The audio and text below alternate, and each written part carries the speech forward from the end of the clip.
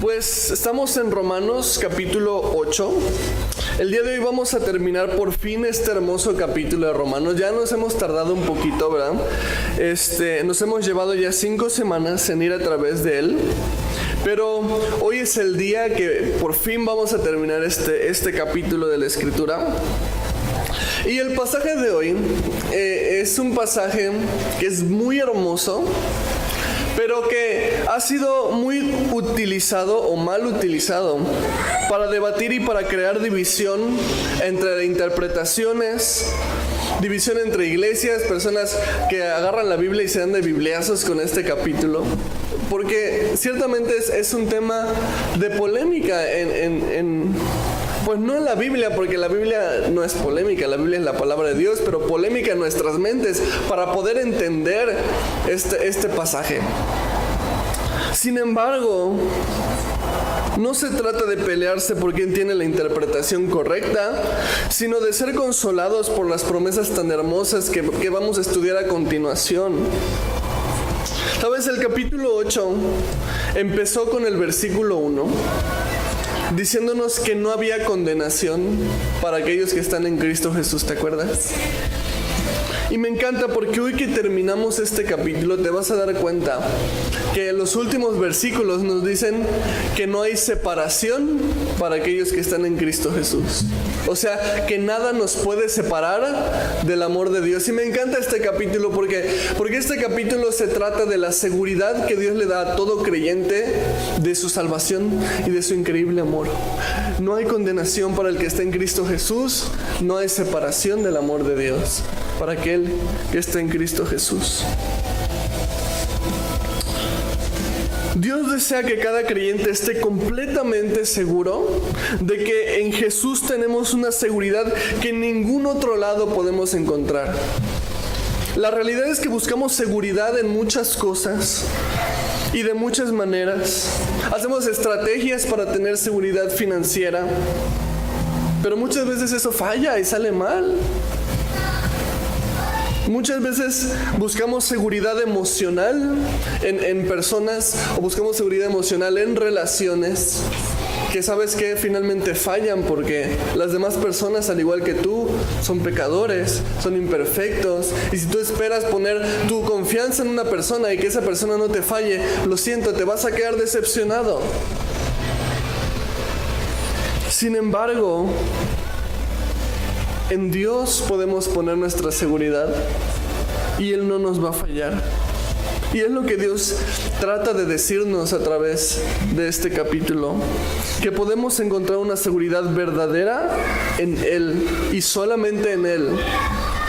Él es tan paciente y tan amoroso que no solamente nos salva, sino que aún cuando tenemos problemas de confiar en Él, Él nos anima a tener fe en Él, a confiar en Él y nos asegura que estamos completamente seguros en Él. Así que el título del estudio de hoy es Seguridad en Cristo. Y vamos a dividir el estudio de hoy en 2 puntos principales. El primer punto vamos a ver la seguridad de la salvación. Y el segundo punto vamos a ver la seguridad de su amor. Este pasaje que estamos a punto de estudiar es mi favorito en toda la Biblia. Comprender esto que vamos a leer personalmente cambió completamente mi manera de ver el amor de Dios hacia mí. Cambió completamente mi perspectiva de cuál es mi posición delante de Dios. Me impactó comprender este pasaje y mi oración es que al estar en contacto con las Escrituras, el Señor puede impactar también tu vida de esta manera. Así que vamos al punto número 1 de la enseñanza, que es la seguridad de mi salvación. Y vamos a retomar en el versículo 28 que nos quedamos la semana pasada. Romanos 8:28 empieza de esta manera. Y sabemos que a los que aman a Dios, todas las cosas les ayudan a bien. A los que han sido llamados por Dios. Esto es a los que conforme a su propósito son llamados. Y esta es una promesa increíble. Dice aquí que todas las cosas ayudan a bien a los que han sido llamados por Dios. Y ahora vamos a ir desmenuzando un poquito este versículo para ver qué significa esto. Porque a veces malinterpretamos este versículo, decimos, bueno, entonces todo me va a ir bien. Entonces, pues el creyente nunca debería de sufrir. Pues entonces el creyente nunca debería pasar problemas, pero esa no es la realidad. Empieza con la frase y sabemos, dice, que los que aman a Dios. Y lo que quiere decir esta frase es que esto es algo seguro. Nos dice que sabemos que los que aman a Dios todas las cosas obran a bien. No dice creemos que los que aman a Dios todas las cosas les ayudan a bien. No dice esperemos que los que aman a Dios todas las cosas les obren para bien. No dice quizás, no dice ojalá que todo nos obra bien. Dice sabemos que los que aman a Dios todas las cosas les ayudan para bien. O sea, esto es una seguridad y tú creyente tienes que estar seguro de esto y dar esto por hecho. Todo ayuda bien para tu vida si tú amas a Dios.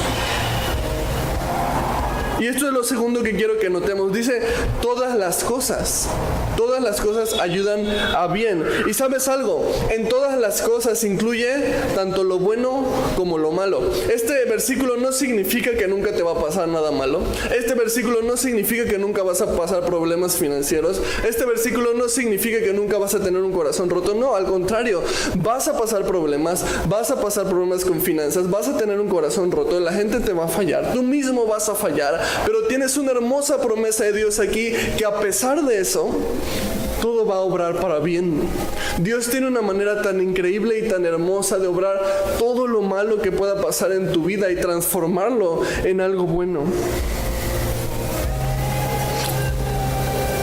Dios te ama tanto que va a utilizar todo aquello que te lastimó, todo aquello que te entristeció, incluso en lo que tú mismo fallaste y lo que tú mismo lastimaste quizás a otras personas, y lo va a transformar en algo bueno al final de cuentas. Y sabes, esto transforma nuestra manera de ver la vida. Antes yo me enojaba con Dios cuando me pasaba algo malo o algo injusto. ¿Por qué te olvidaste de mí, Dios? ¿Por qué permitiste que me sucediera esto si yo soy tu hijo? Pero ahora tengo una perspectiva tan diferente a través de esta promesa, porque ahora en lugar de enojarme con Dios o con las personas que me hicieron algo, digo, gracias, Señor. Gracias porque aún esto va a resultar en algo bueno para mi vida. Quizás no lo comprendo ahora, quizás no lo vea ahora, quizás no lo vaya a ver hasta años más tarde. Pero todo va a obrar para bien. Quizás no hoy, quizás no mañana, quizás no de la manera que yo quiero, pero Dios va a obrar todo para bien. Incluso he cambiado la manera en la que veo mis propios errores. Muchas veces cuando cometemos errores nos vamos por el lado orgulloso, no queremos aceptar que cometimos un error, no queremos pedir perdón, porque nos dolería mucho reconocer que por nuestra culpa algo malo sucedió o alguien fue lastimado, y entonces para no tener que pasar eso y sentirme así, entonces agarro orgullo y no reconozco mi error. O a lo mejor por el otro lado, te vas al otro extremo. A veces nos condenamos por nuestros errores y vivimos con culpa todos los días de mi vida por una mala decisión que tomé, que lastimó, que hizo, que destruyó, que desbarató algo. Y vivo todos los días culpándome y condenándome por eso. Pero aquí dice, todas las cosas ayudan para bien. Y no digo que nos lavemos las manos y seamos sinvergüenzas y digo, bueno, pues sí, fallé, hice algo malo, pero pues Dios lo va a obrar para bien y qué bueno. No se trata de eso. Sin embargo, veo las cosas de una manera diferente y puedo dar gracias a Dios a pesar de que lo malo y chafa que yo soy, lastimé a otra persona o destruí algo. Dios aún puede usar mis equivocaciones para convertirlas en algo bueno. Entonces está bien, puedo reconocer que fallé, puedo pedir perdón, puedo enmendar el error que hice, no tengo que ser orgulloso, no tengo que guardármelo, no tengo que vivir culpándome todos los días, puedo aceptar que hice algo malo y que soy malo y que soy chafa, pero Dios es bueno. Y aún a pesar de mí, Él va a obrar algo bueno. Todos los creyentes tenemos esta hermosa promesa. Pero es importante recalcar también esto. Aquí dice, los que aman a Dios, empieza. Y dice después, los que conforme a su propósito son llamados. O sea, esto es para creyentes. Esta promesa se limita a aquellos que han depositado su fe en Jesucristo, aquellos que han rendido su vida a Jesús.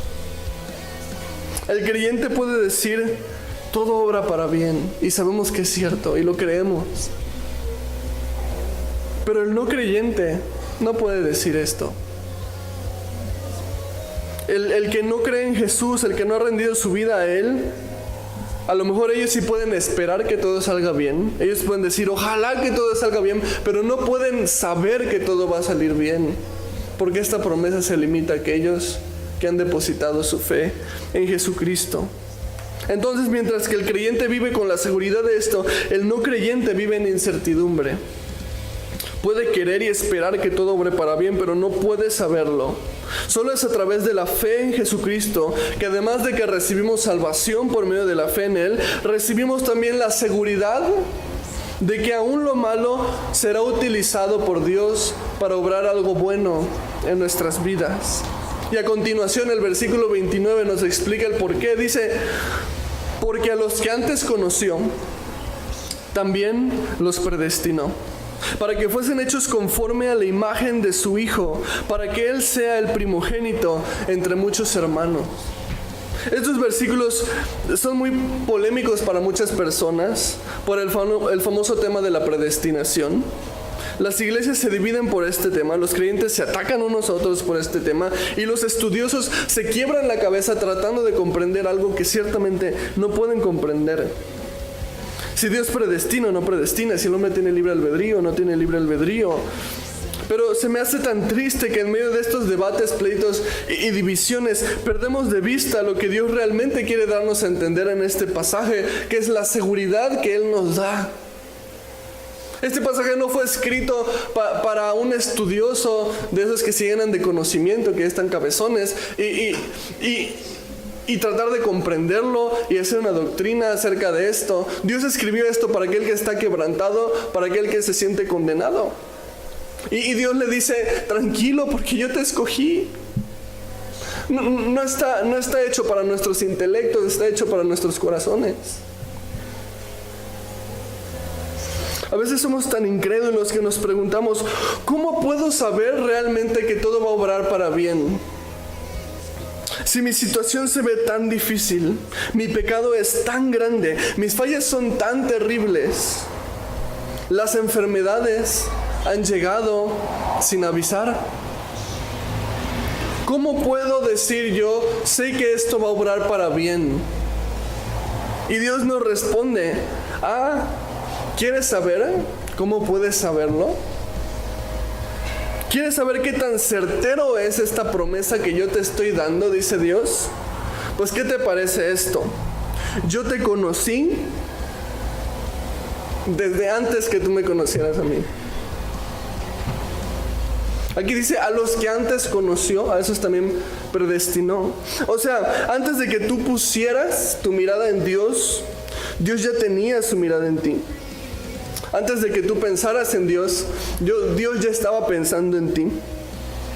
Todavía más profundamente, antes de que tú decidieras amar a Dios, Dios ya te amaba a ti.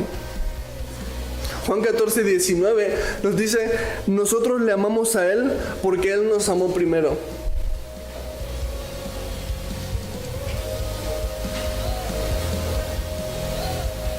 No sé qué estabas haciendo antes de rendirte a Dios.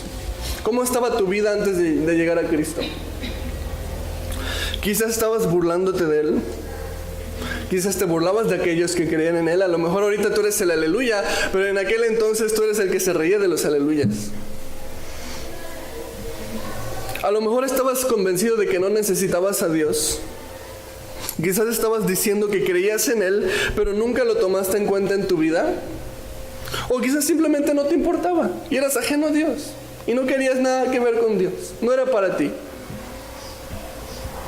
No importa qué es lo que estabas haciendo. Lo que importa es lo que Dios ya estaba haciendo. Porque Él ya pensaba en ti.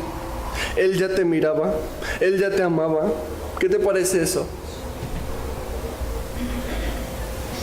Entonces, ¿crees que de verdad que no va a obrar todo para tu bien?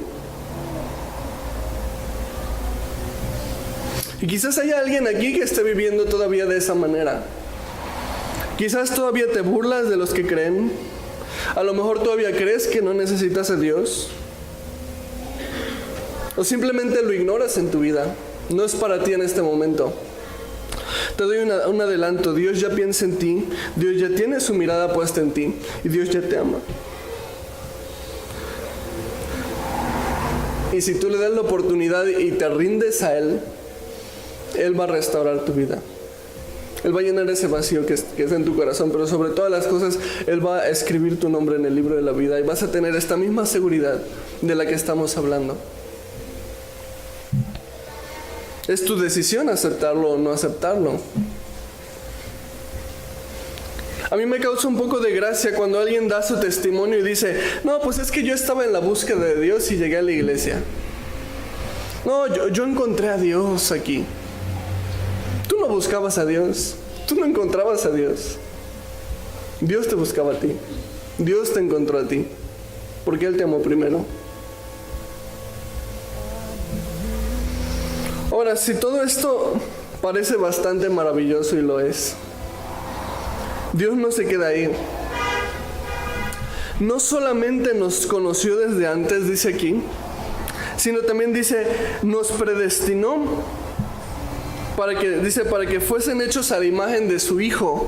O sea, no solo me conoció primero, me miró primero, me amó primero, sino que además empezó a preparar bendiciones para mi vida de antemano. Dice, la primera de ellas dice, para que seamos hechos a la imagen de su Hijo, o sea, para que seamos salvos, para que la justicia de Cristo more también en nosotros. Y a mí esto me vuela la cabeza. Porque mientras que yo estaba en el mundo haciendo mi propia voluntad, negando la existencia de Dios si quieres, viviendo en pecado, haciendo cosas que ofendían a Dios todos los días, Dios estaba en cambio preparando bendiciones para mi vida, me dice aquí. De las cuales la primera obviamente es darme la justicia de su Hijo, o sea, salvarme. Dios estaba pensando en salvarme mientras yo hacía todas estas cochinadas. Yo estaba viviendo como sin Dios y Dios estaba planeando su vida conmigo. Efesios 2:10 dice, porque somos hechura suya, creados en Cristo Jesús para buenas obras, las cuales Dios preparó de antemano para que anduviéramos en ellas. ¿Qué te parece? Tú estabas viviendo sin Dios. Dios estaba planeando tu vida con Él.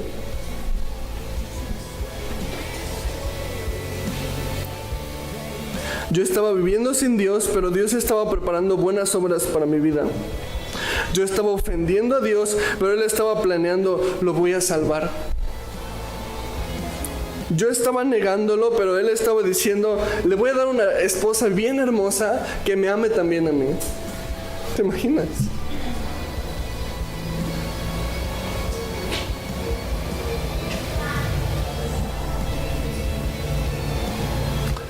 Es por eso que la salvación no se trata de lo que tú puedas hacer por Dios. Se trata de lo que Dios ha hecho por ti. ¿Sigues dudando que ahora que lo conoces Dios va a obrar todas las cosas para bien para tu vida? Si desde antes de que lo conocieras ya estaba preparando un camino bueno para que anduvieras en Él. Hermanos, este es el increíblemente maravilloso Dios que servimos. Y si alguien aquí no ha rendido su vida a Él todavía, este es el increíble y maravilloso Dios que hoy te ofrece una oportunidad para que tú te rindas a Él. Versículo 30. Y a los que predestinó, a estos también llamó. Y a los que llamó, a estos también justificó. Y a los que justificó, a estos también glorificó. Entonces, dice, a los que predestinó, a estos también llamó. O sea, Dios pensó en mí primero, me amó a mí primero, y entonces en su momento, dice aquí, me llamó y dice el libro de Oseas que con cuerdas de amor, con cuerdas humanas nos atrajo hacia Él. A su debido tiempo nos llamó y nos justificó, dice aquí. O sea, me perdonó de mis pecados. Y finalmente dice, y nos glorificó. O sea, y nos dio su gloria. Y nos dio la imagen de su Hijo. Su Hijo que fue perfecto en todo. Varón perfecto.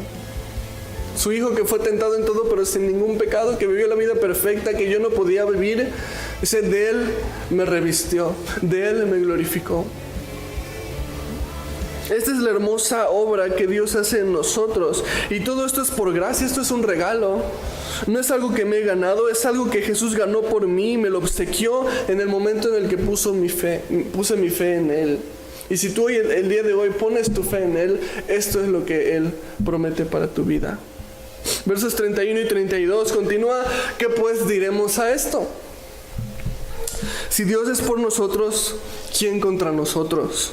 El que no escatimó ni a su propio Hijo, sino que lo entregó por todos nosotros, ¿cómo no nos dará con Él todas las cosas? Esta frase, ¿qué pues diremos a esto? Nos está diciendo, bueno, ¿qué tienes que decir al respecto? Todo esto que hemos hablado, todo este maravilloso plan que Dios ha forjado para tu vida, ¿qué tienes que decir? Pablo dice, yo sí sé qué decir. Si Dios es por mí, ¿quién contra mí?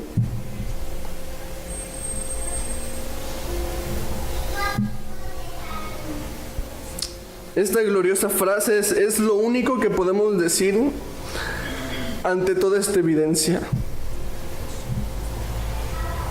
Si Dios es por nosotros, ¿quién contra nosotros?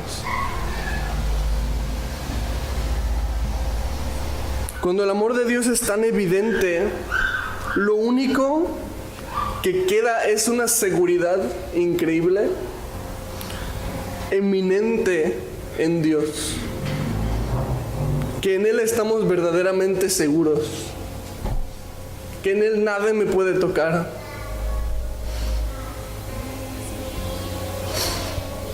Y no vas a encontrar esta seguridad en nada ni nadie más. Por mucho que yo ame a mis padres, jamás diría esto. Si mis padres son por mí, ¿quién contra mí? Claro que no. Por mucho que ame a mi esposa, no voy a decir, si mi esposa es por mí, ¿quién contra mí? Claro que no.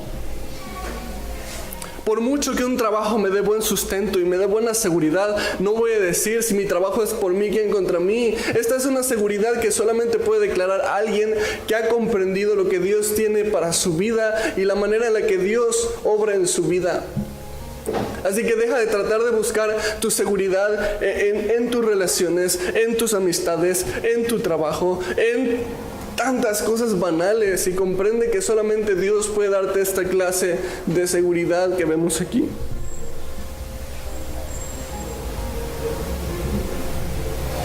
Si mi seguridad está en Dios, entonces puedo decir, ¿quién contra mí? Y si aún así, vamos a suponer que todavía te quede alguna duda con respecto a la seguridad que encontramos en Cristo y con respecto a su amor, vamos a decir que fue tan duro como para aún así no comprártela y no confiar en Dios después de ver esta maravilla. Pablo va todavía más allá en el verso 32. Me encanta cómo lo pone, el que no escatimó ni a su propio Hijo. Esta frase está dicha en un sentido de pertenencia. Otras traducciones traducen este versículo como el que no guardó ni a su propio Hijo.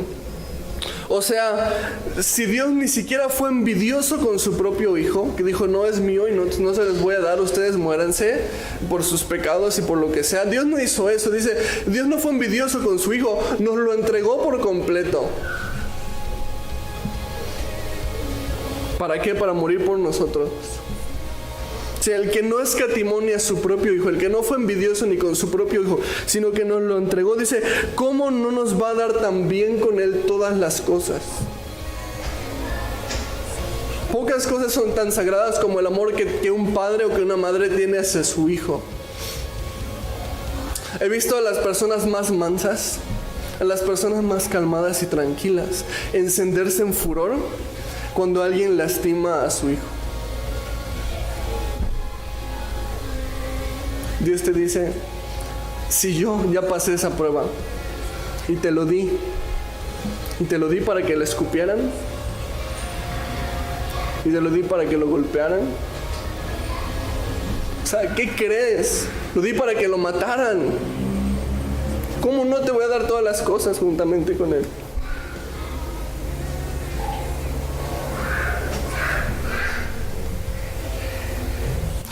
Perdón, te dije que este era uno de mis pasajes favoritos de la Biblia. Pues así de grande es el amor de Dios por nosotros.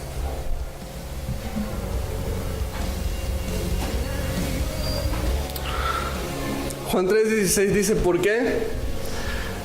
De tal manera amó Dios al mundo,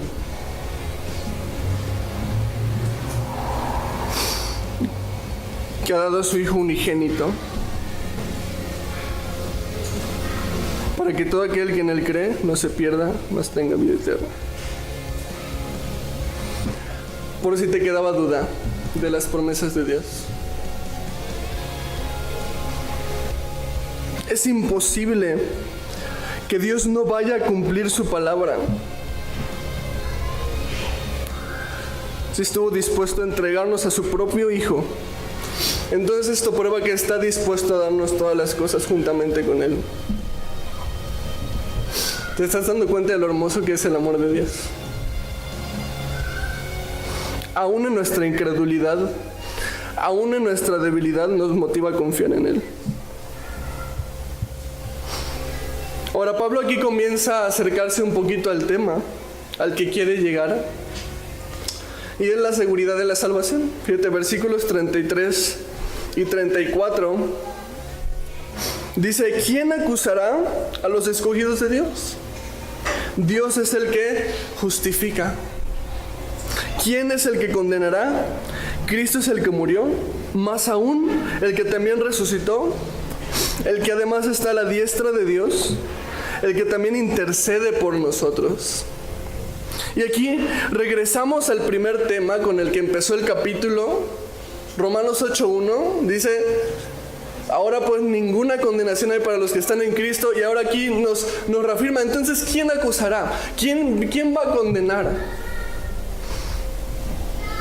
Este hermoso discurso de principio a fin se ha encargado de darle una seguridad al creyente increíble, que no hay condenación para él, que está segura tu salvación en él. Estas dos preguntas que vemos aquí pueden tener muchas respuestas. ¿Quién es el que acusará? Bueno, muchas personas acusan. ¿Quién es el que condenará? Bueno, muchas personas condenan, esa es la realidad. Pero nada puede condenarte delante de Dios, porque dice que Jesús es nuestro abogado y que intercede todos los días por nosotros delante del Padre. Pero ¿sabes? La respuesta que a veces preocupa, ¿quién acusará, quién condenará? Es que muchas veces soy yo. Muchas veces soy yo el que acuso. Muchas veces soy yo el que condeno. Y no te voy a hablar de que acuses o condenes a otras personas, porque para este punto espero que hayas comprendido que eso no vale la pena. Pero estoy hablando de a ti mismo.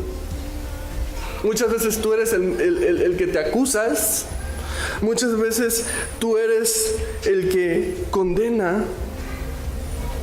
Yo lo he hecho muchas veces en mi vida. Y es obvio, porque quiero agradar a Dios, pero le fallo. Porque a pesar de que amo a Dios, La realidad detrás de mí mismo es que sigo siendo un pecador, sigo siendo una persona imperfecta y todos los días le sigo fallando a Dios. Soy una persona imperfecta que trata de agradar a un Dios perfecto. Y sí debo buscar agradarlo, eso es un hecho. Y debo de apartarme del pecado, eso también es un hecho. Pero fallo y eso también es un hecho. Mucho tiempo en mi vida cristiana viví condenándome a mí mismo por mis fallas. Porque batallaba con un pecado muy específico en mi juventud, al que siempre volvía y volvía una y otra vez. Y tenía miedo. ¿Recibí a Cristo o no recibí a Cristo? ¿Soy salvo de verdad o ya perdí mi salvación? No sabes cuántas veces hice la oración para recibir a Cristo en mi vida. A lo mejor unas 10. Porque no sabía, porque me condenaba.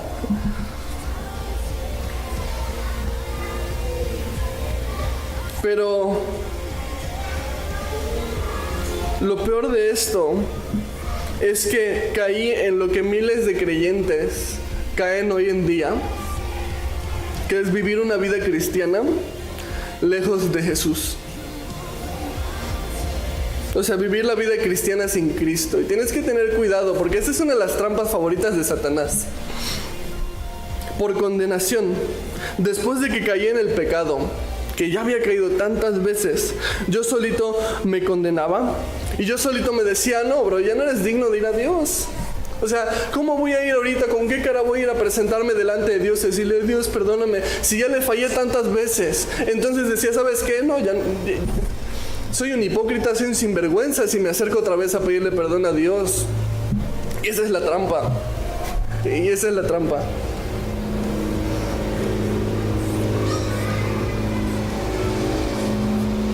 No sabía cómo volver a Dios después de que había pecado. Y vivía una vida cristiana. Iba a la iglesia los miércoles, iba a la iglesia los viernes, iba a la iglesia los domingos, tocaba en el grupo de alabanza los domingos, pero ¿sabes qué? En mi casa, yo y Dios ya no existíamos juntos. ¿Por qué? Porque la condenación me decía que yo no me podía volver a acercar a Dios. El problema no era que yo fallara. Dios sabía que yo iba a fallar. El problema es que creía que porque fallaba, Dios me desechaba. Entonces me sentía condenado y me alejaba. Pero esto, ¿sabes? Genera un círculo vicioso, porque ¿sabes cuál es la única manera en la que tú puedes dejar un pecado? Estando cerca de Dios. Entonces, si pecas y en lugar de acercarte a Dios te alejas de Él, adivina qué va a pasar. Vas a seguir cayendo y cayendo y se va a generar un círculo vicioso en el que caigo en pecado y por eso me alejo de Dios, y porque me alejo de Dios vuelvo a caer en pecado, y porque vuelvo a caer en pecado me siento más condenado y menos me quiero acercar a Dios, y voy en una espiral descendente así, y hasta que no comprendas aquí, tengo que acercarme a Dios a pesar de mi falla, tengo que acercarme a Dios a pesar de mi error. Vas a seguir envuelto en un círculo vicioso con tu mismo pecado durante toda tu vida, o hasta que comprendas que Cristo es la cura, la medicina para los pecadores. Tuve que comprender entonces que Dios era más fiel que yo. Según de Timoteo 2:13 dice, si fuéramos infieles, Él permanece fiel. ¿Por qué? Porque Él no puede negarse a sí mismo. Hermano, si porque pecas te alejas de Dios, estás haciendo lo opuesto de lo que deberías de hacer. Es más, estás haciendo lo opuesto de lo que Dios quiere que tú hagas. Porque solamente el compañerismo, solamente entrar en contacto con el Dios verdadero puede purificar tu vida. Tú puedes tratar de cambiarte, tú puedes tratar de dejar un pecado, tú puedes tratar de ser una mejor persona, pero si eso no es un resultado de estar en contacto con el Dios que sana, con el Dios que restaura, con el Dios que limpia, con el Dios que purifica, entonces tus esfuerzos van a ser en vano, porque vas a volver a caer y vas a seguir siendo esclavo de lo mismo. Pero si peco y me acerco a Dios, entonces soy restaurado, soy fortalecido, y Dios va a hacer una obra en mí que me promete que va a terminar. Entonces entendemos las palabras de Pablo aquí cuando dice, ¿quién acusa? ¿Quién condena? Dios es el que justifica. Cristo es el que murió y dice, y también es el que resucitó para darte vida eterna. Entonces, ¿dónde está la condenación? Si Dios mismo te perdonó, entonces, ¿qué haces tú condenándote? Tienes que levantarte y buscarlo. No caigas en la trampa de Satanás. Dios no te ha desechado porque es un hecho. Dios es más fiel que tú y tienes que entender eso. Tú eres infiel, Él es fiel. Punto. Levántate y regresa a Él. Y esta es la seguridad en la salvación que tenemos en Cristo. Ahora, ¿de dónde se sostiene esta misma seguridad de la que estamos hablando? De una seguridad igual de grande, que es el punto número 2 del estudio, que es la seguridad de su amor. Versículos 35 al 36 dice: ¿quién nos separará del amor de Cristo? ¿Tribulación o angustia? ¿O persecución o hambre? ¿O desnudez o peligro o espada? Como está escrito, por causa de ti somos muertos todo el tiempo. Somos contados como ovejas de matadero. Aquí Pablo empieza con una pregunta muy, muy importante. ¿Quién nos separará del amor de Cristo? Una pregunta que va a responder al final del capítulo, pero es interesante, porque las opciones que nos da es tribulación, angustia, persecución, hambre, desnudez, peligro, espada. Es decir, problemas de este mundo. Y lo que está en cuestión no es si estas cosas nos suceden, porque es un hecho que en este mundo estas cosas nos van a suceder. La pregunta no es si estas cosas le pasan a un creyente. La respuesta es sí, si le pasan a un creyente y te van a pasar a ti. Pero la pregunta es realmente si esto nos separa de alguna manera del amor de Dios. Y tú y yo sabemos que la respuesta es no. No nos separa del amor de Dios. Pero Dios nos hace esta pregunta en su palabra porque conoce demasiado bien nuestros corazones. Si bien sabemos que estas cosas no nos separan del amor de Dios, muchas veces estas cosas hacen que nosotros dudemos del amor de Dios. Es fácil confiar en el amor de Dios cuando todo va bien, ¿no? Buen trabajo, la economía ahí va, pero estamos bien, está todo proveyendo, mi relación con mi esposa ahí va bien. Es fácil confiar en el amor de Dios cuando estas cosas están funcionando como nos gusta que funcione, pero ¿qué pasa cuando todo va mal? ¿Qué pasa cuando la tribulación viene? ¿Qué pasa cuando angustia viene? ¿Qué pasa cuando la economía falla? ¿Qué pasa cuando la enfermedad llega? ¿Qué pasa cuando oras y no sana? Y la sanidad física no llega. ¿Qué pasa entonces? ¿Dios me abandonó? ¿Dios ya no me ama? ¿Dios se olvidó de mí? ¿Dios ya no me quiere ayudar? Todo este capítulo está escrito a la luz de las tribulaciones terrenales. Desde el versículo 18, cuando Pablo dijo: tengo por cierto que las aflicciones del tiempo presente no se comparan con la gloria que ha de manifestarse en nosotros. En este mundo vamos a sufrir. Dice aquí: en este mundo somos contados como ovejas de matadero. Dice, el mundo está caído, el mundo es injusto. Y Jesús nos advirtió que en el mundo íbamos a tener aflicciones. Y es un paso de madurez muy importante para el creyente comprender una cosa. La presencia de problemas no es la ausencia del amor de Dios. La presencia de problemas solamente es la evidencia de que vives en un mundo que es malo. No pasan problemas porque Dios no te ama. No pasan problemas porque Dios se olvidó de ti. No pasan problemas porque Dios te ha desamparado. Pasas problemas porque vives en un mundo malvado y caído. Tenemos la promesa, sin embargo, de que todo va a obrar para bien, pero eso no elimina los problemas, los vamos a pasar. Y cuando eso pase, no puedes estar cuestionándote de si Dios te ama o no te ama, de si Dios te cuida o no te cuida. No puedes estar poniendo en duda el amor de Dios por las situaciones terrenales que suceden en esta tierra, porque la prueba del amor de Dios no está en que te vaya súper bien en todo. La prueba del amor de Dios está en que Él te amó tanto que entregó a su Hijo para morir por ti, para que tú puedas tener vida eterna. Esa es la prueba del amor. Juan 5:8 nos lo dice. Mas Dios muestra su amor para con nosotros en que nunca me va a ir mal. En que todo me va a ir siempre bien. No voy a tener problemas financieros. En que nunca me voy a enfermar. En que nunca me va a pasar una injusticia. No. Dios muestra su amor para con nosotros en que, siendo aún pecadores, Cristo murió por nosotros. Ahí tienes la prueba de que Dios te ama. Lo demás son cosas circunstanciales. Lo demás es simplemente evidencia de que vives en un mundo malo y ni modo. Pero por eso te ha prometido la vida eterna.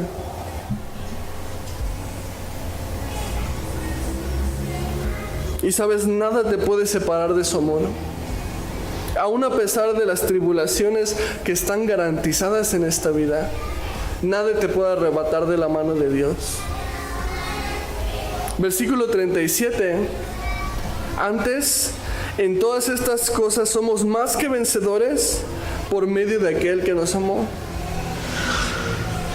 Cuando nos dice en todas estas cosas se refiere a lo que estamos hablando: tribulación, angustia, persecución, peligro, de espada, hambre. O sea, en todas estas cosas dice somos más que vencedores por medio de aquel que nos amó.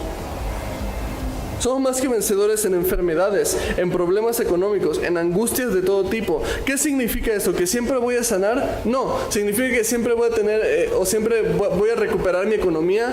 No, eso no es la victoria que Dios te promete. La expresión más que vencedores nos habla acerca de recibir un premio que no hemos ganado.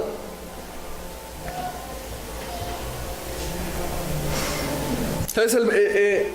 Hubo una pelea, y te voy a llevar una ilustración. Una pelea el 28 de junio del 97, polémica como ninguna otra en el box. ¿Has escuchado de esta pelea? Es la famosa pelea de Mike Tyson contra Evander Holyfield. Mejor conocida como la pelea de la mordida. A lo mejor ya la reconociste con ese título. Probablemente conoces la historia. Tyson muerde ambas orejas de Holyfield. En la primera no lo descalificaron, pero en la segunda ya lo cacharon y bueno, el mocho orejas. Holyfield retiene su campeonato mundial, gana una suma de dinero bastante considerable. No sé si valió la pena perder 2 cachitos de oreja, pero sabemos que ganó una cantidad muy grande de dinero. Ahora, el motivo por el cual te menciono esta pelea, o esta ilustración, es el siguiente. Holyfield retiene su título, pero decide que toda la ganancia que recibió se la va a dar a su señora esposa. En su totalidad, para que ella haga con ese dinero lo que ella desea hacer. Su esposa es lo que llamaríamos aquí en Romanos más que vencedora. Ganó la recompensa de una batalla que no peleó. Se llevó el premio de una pelea que no ganó. Sin embargo, disfruta de todos los beneficios de que alguien más haya ganado esa pelea y le haya otorgado el premio. Esto es lo que la Biblia nos da a entender con más que vencedores por medio de aquel que nos amó. Una pelea que no podíamos ganar, una batalla que no luchamos, una recompensa que no merecíamos, sin embargo la obtenemos por medio de aquel que nos amó. Dios envió a su Hijo al mundo para que muriera por todos nuestros pecados. Nosotros no podíamos ganar esta pelea. Somos pecadores y la paga del pecado es muerte.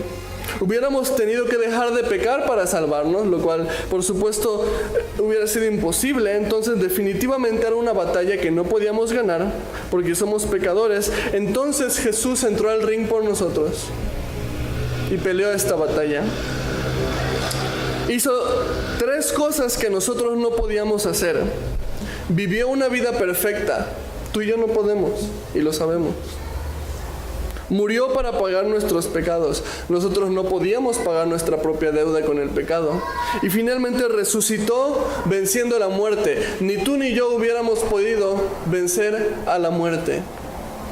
entonces sabemos que Él puede darnos vida eterna. Esta era nuestra batalla, pero la teníamos perdida.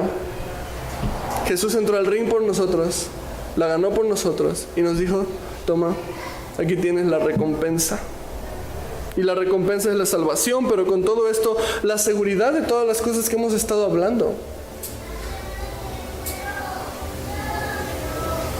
Ser más que vencedores no significa que todo te va a ir bien. No significa que siempre va a haber sanidad. No significa que siempre va a haber buena economía. Esas cosas en este mundo es garantía que vamos a padecer. Sin embargo, ser más que vencedores es saber que a pesar de que pases eso y a pesar de que sufras lo que sufras en este mundo, nada te puede separar del amor de Dios. Versículos 38 y 39.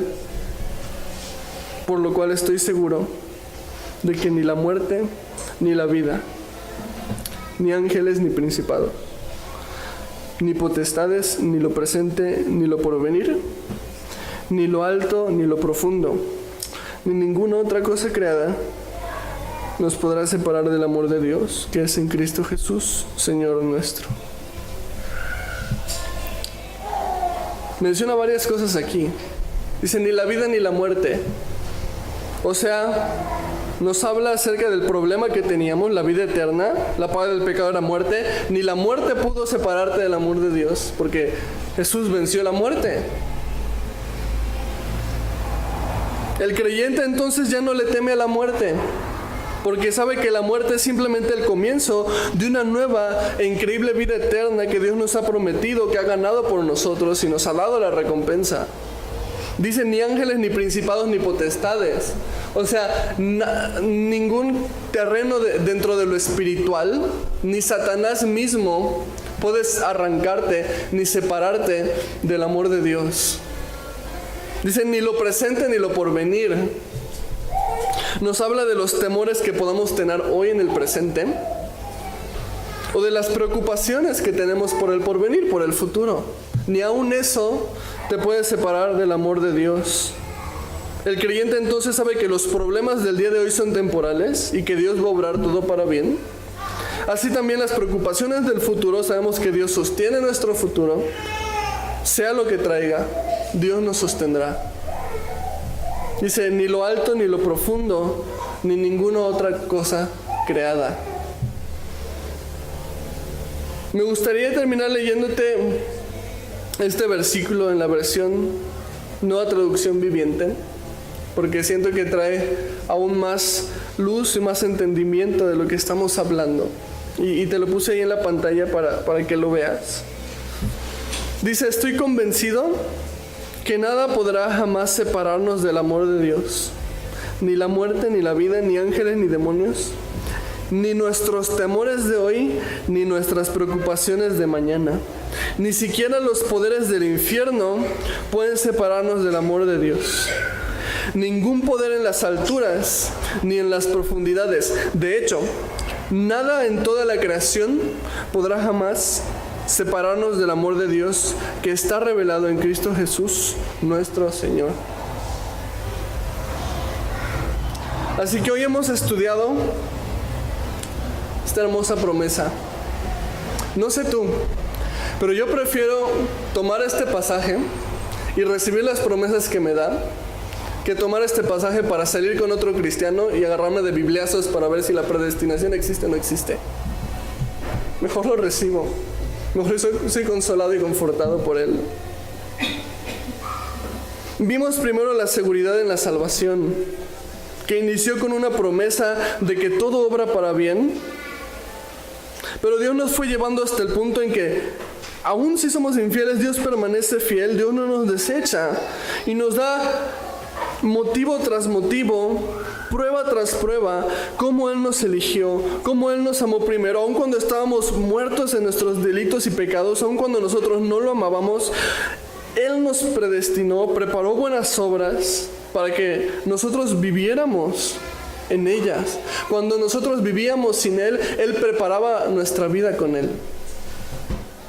Él planeaba su vida con nosotros. Y si nos preguntamos por qué, lo vimos en el último punto. El por qué es simplemente por amor.